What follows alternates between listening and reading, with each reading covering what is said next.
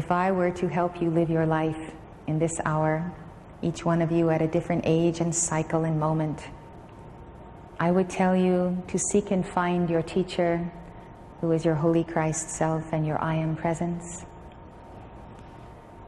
To translate your love for your twin flame into your love for the Ascended Master of your choosing. To immerse yourself in the world service of that Master. To set a level of how you want to live your life. And by setting your course, you are defining what you want in a mate. And you will wake up one day and find your twin flame at your side. Sometimes I counsel people who say they're alone, they're tired of being alone, they want to get married. And I say, well, you can't just marry anyone because you're alone. What do you want in a man? What do you want in a woman? Describe this person to me. Draw the profile of the Christ qualities that you want to find. You have to decide, are you going to be on the low road, the mediocre road, the high road, the road of excellence? Where are you positioning yourself? What you want in your counterpart, you must become. So someone says, well, I want my wife or my husband to help me on the path. I want somebody I can lean on. I want somebody that's going to supply the strengths where I have weaknesses. Well, those things may be a part of the package because we don't marry unless we have needs, obviously. But the reverse is really the case. You have to supply the strength. You have to give the guidance on the path. You have to expect to be the pillar of fire in that marriage, in that partnership, in that relationship. And what comes back to you from the other person should not be because of a level of expectations, but as a grace and kind of an added something that comes along with it. Your expectations should never be in your mate. They should be in yourself and in your presence. And you know what happens then? You are totally free to give. You don't just give because someone's nice to you. You give because there is this fountain overflowing within you. You can make up for someone else's incompleteness. You can supply the wholeness. You don't have to have hurt feelings or feel sorry for yourself because somebody didn't deal with you the way you were expecting. All of your expectations should be in your God presence and in yourself to bring that presence down.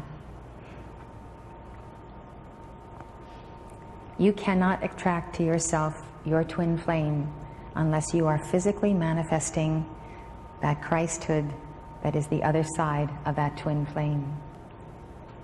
That is the challenge and the course that is set before you. And at that point, when you are your Christ, you are the Christ of your twin flame. That twin flame will be there even if that person is an ascended master or somewhere else in the world. The Holy Christ self of that twin flame will be reinforcing you. Things equal to the same thing are equal to each other. If you embody the minus or the plus, it's just the law of the magnet. There is no separating. The two must be one. So let's get out of the sense of separation or self-pity or apartness. And let's remember there's a world to save. The world you save must be your own, and you're saving it for yourself and your twin flame. But your twin flame may be a child somewhere that does not have good care or good education or is into drugs. Someone caught in a very difficult entanglement, a life and death struggle.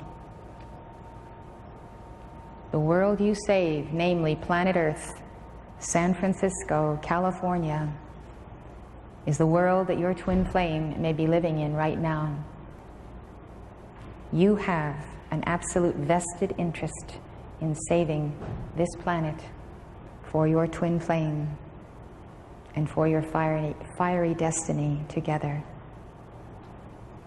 Therefore, I suggest that you become the most charging, fiery disciple of God, of the Lord Christ, the Lord Buddha, or the master of your calling who is ascended. Whatever human teacher you may have, you need to be under the tutelage of an ascended master, because it is in the power of the ascended masters to sponsor you and your twin flame. If you desire that sponsorship, but you have karma, the masters want to see some proof.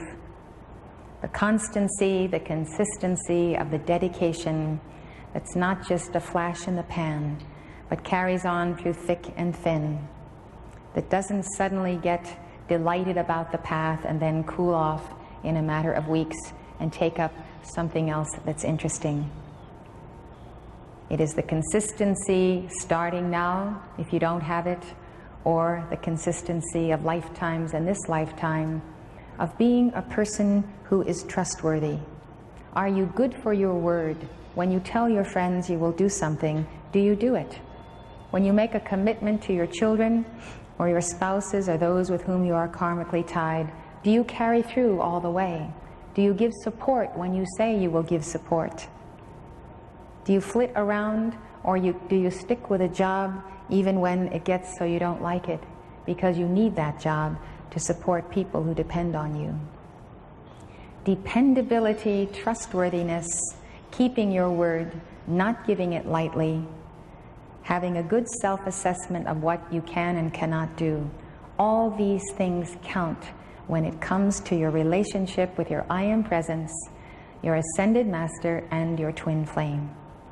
If you don't have a good relationship with yourself, don't expect to have a good relationship with your twin flame just because you are tied at inner levels.